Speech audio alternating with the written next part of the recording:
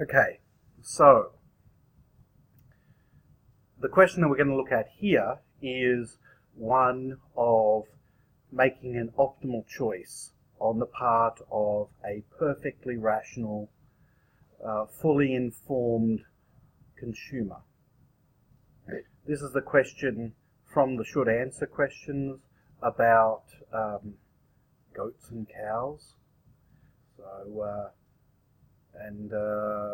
we're thinking about what would be the optimal quantity of goats and cows, the optimal combination or bundle of goats and cows.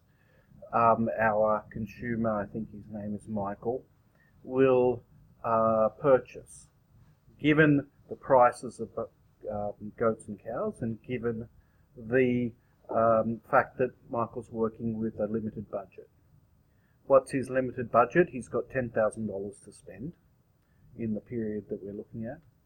And the goat's price is $125 per goat, and the cows are $100 per cow.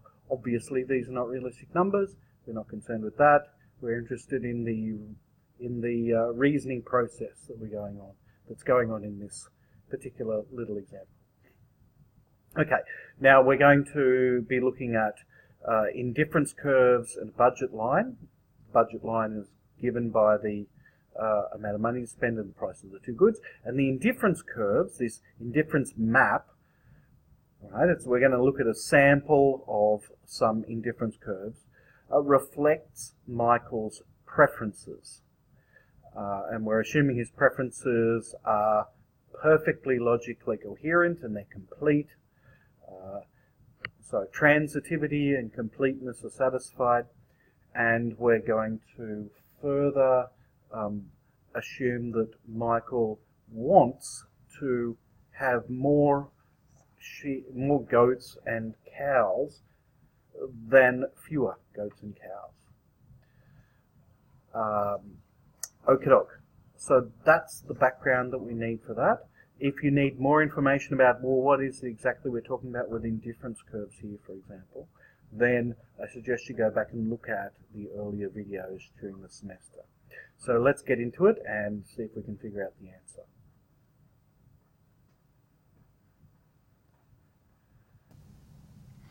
All right, so here we've got an indifference map. So this is telling us about all of Michael's preferences with respect to cows and goats.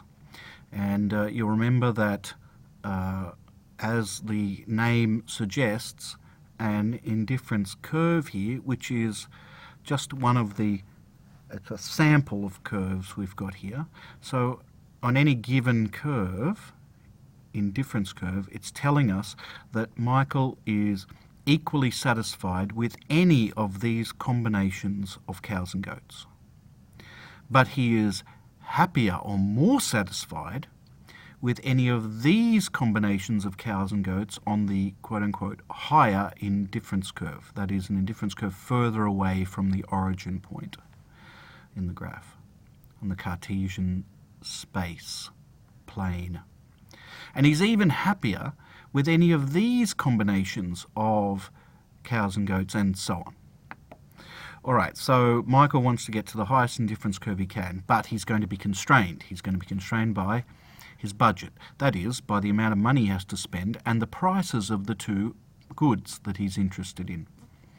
Now, we can construct this budget constraint or budget line by asking the question, if Michael spent all of his $10,000 on cows, how many could he buy? Well, they're $100 each, so that means he could afford to buy a maximum of 100 cows.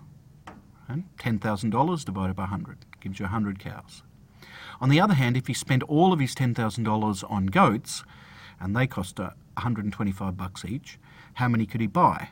Well, 10,000 divided by 125 gives you 80. So he could, if he spent all of his money on the goats, the maximum number he could buy is 80. Now, if we take those 2 points, the vertical intercept, 100, and the horizontal intercept, 80, we can then construct a budget line. So start out at 100. And 80. Voila, we've got a budget line. And this is telling us all the possible combinations in between 100 and 80, in between those two extremes. All the combinations of cows and goats that Michael can afford to buy, right, if he spent all of his budget. So now the solution is easy. Michael's trying to get to the highest indifference curve he can to be as happy as possible, while remaining within his budget constraint. So the highest point he can get to, or the highest indifference curve he can get to, is this one here. And there's a particular combination on that indifference curve which you can afford. All of the combinations beyond the budget constraint he can't afford. But there's one combination he can afford, and that is 50 cows and 40 goats. So Michael is as happy as he can possibly be, given his budget constraint, by choosing 50 cows and 40 goats. So far, so good. What if, however, the price of cows went up? What would happen to the optimal combination of cows and goats that Michael would choose? Well, it's obviously not going to stay the same, because he would be more constrained in what he can afford to buy if the price of cows went up. The price of goats is not changing, and the budget's not changing, so the horizontal intercept, the maximum number of goats he could buy, doesn't change. But if the price of cows were to go up, he would be able to afford a max of fewer cows if he spent all his money on cows. So the budget line would swivel inwards like this. It would shift inwards or downwards along the vertical axis. All right, so it would go like this, and let's keep going down until, just for fun, until we have a tangent to one of the sample indifference curves that we've got available to us. So this is here. So in this case, we can say what's happened to the quantity of cows that Michael will choose now. Well, it's fallen from 50 down to, let's ballpark it, around about 28 cows. But what about the quantity of goats? Well, it started out as 40, but now at this tangent point, it's roughly 40 as well. Right? Or it might be even a little bit lower than that. Right? It might be 38 or 39. Anyway, it's about there. Okey-doke? So far, so good. But what if the price of cows rose a lot? So Michael is even more constrained than before in the maximum number of cows he could buy.